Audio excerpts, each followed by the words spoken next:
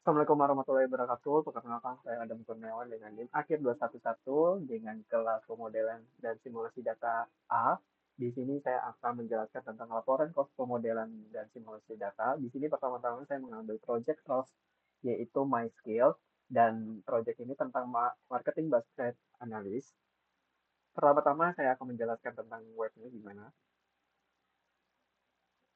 Ya, nih, jadi ini salah satu adalah project marketing basket analysis yang saya ambil dari course MyScale. Nah, jadi di sini apa aja sih saya yang akan dapat di materi ini? Yang pertama dalam pendahuluan ini saya marketing basket analysis atau disebut juga MMBA merupakan salah satu metode yang di bidang di data mining yang digunakan untuk memain kebiasaan konsumen dan dalam belanja. Ini berfokus pada pencarian pola hubungan antara produk yang sering dibeli secara bersamaan dan berguna dalam dunia retail untuk menyusun strategi pemasaran efektif.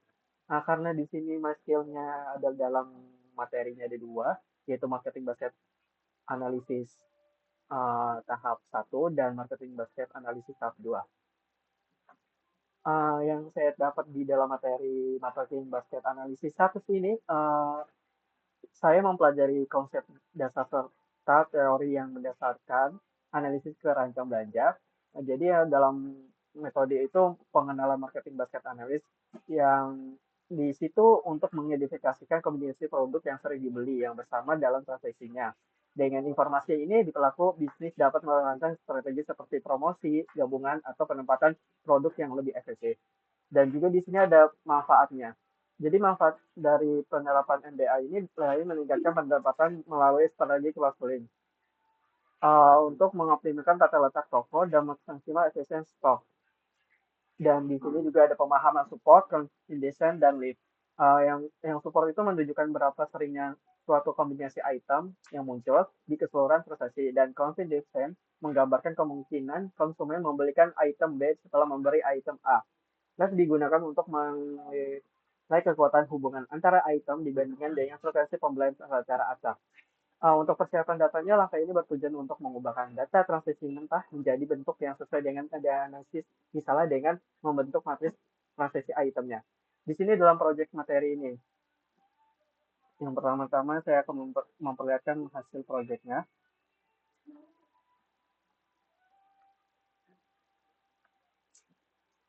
Nah, jadi pertama-tama untuk melihat data setnya, setelah itu di cleaning dan menghapus data baris customer dan mengaplikasi menghapus semua data tanpa produk dan menghapus semuanya.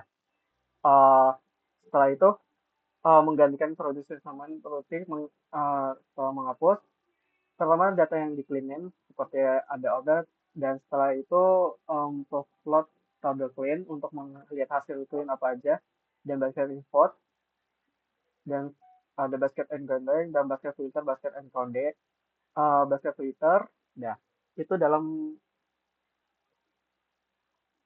materi ini yang saya dapat dari materi market basket analisis tahap satunya.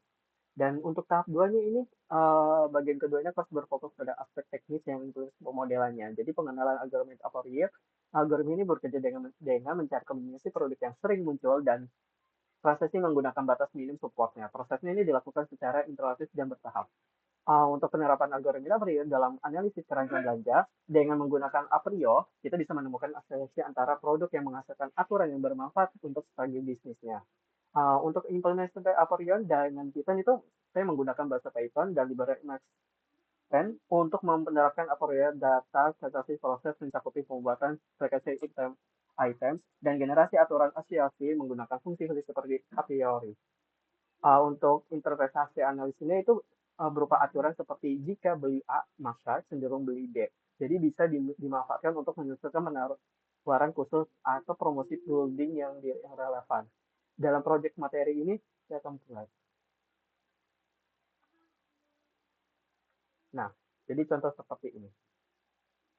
Jadi pertama-tama untuk menampilkan data frame-nya apa aja dan jenis data setnya itu apa aja ya karena update sama float dan di sini ada proses data cleaning untuk di cleaning dan membuat data frame basket pivot tablet menggunakan nilai 0 atau 1 menjadi true atau false transisi dengan produk yang hanya lebih jadi satu, ini menggunakan filter basket encoded.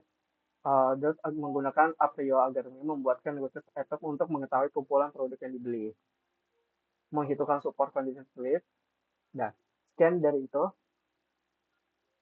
Untuk kesimpulan dari saya itu melalui kasus ini saya memperoleh pemahaman yang lebih tentang bagaimana pola pembelajaran belang- pelanggan yang bisa diperoleh keseharian menggunakan metode data mining. Tidak hanya mempelajari teori, saya juga melakukan praktik langsung dalam mengolah data transisi dan menghasilkan insight yang berguna. Dengan memahami market analis serta algoritma Aprio, saya merasa lebih siap untuk mengaplikasikan metode di dunia nyata, khususnya dalam bidang analis perilaku konsumen dan pengambilan keputusan berbasis data. Ini yang saya sudah dapatkan dari sertifikat yang melalui MySkill. Sekian dari saya. Wassalamualaikum warahmatullahi wabarakatuh.